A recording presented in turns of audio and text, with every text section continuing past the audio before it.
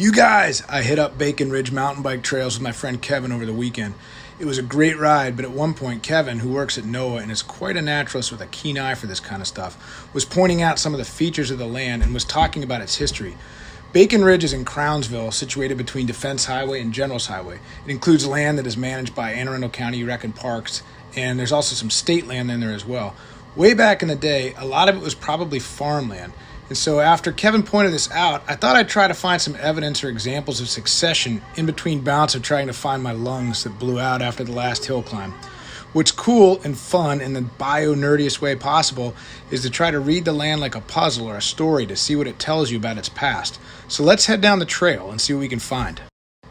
So here you can see some large, kind of old-growth hardwood trees like oaks and maples. These are clearly older trees that have been here a long time, and the community as a whole seems to have been largely undisturbed for possibly hundreds of years. But now look over here on this side of the trail and you can see skinnier, younger trees, a lot of sweet gum and tulip poplars. These are much younger than the trees we saw before. This community is probably about 30 to 50 years old or so. Also, and it's hard to tell from this footage, but this land is much flatter than other parts that these trails cut through. All of this tells us that most likely this was farmland years ago, and once it was no longer used as farmland, succession happened. So perhaps if you were to walk through here in the 1980s or so, where we see these skinny trees now, it was most likely ground cover plants and shrubs and things like that.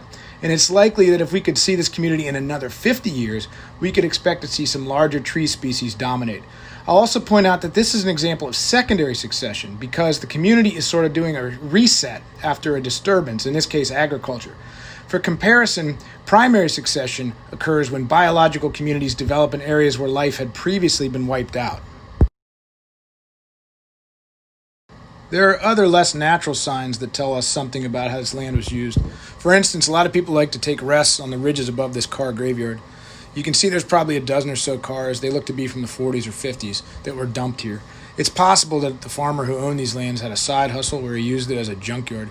But even here you can see signs of succession. There are vines and other plants growing through and around the bones of these old cars.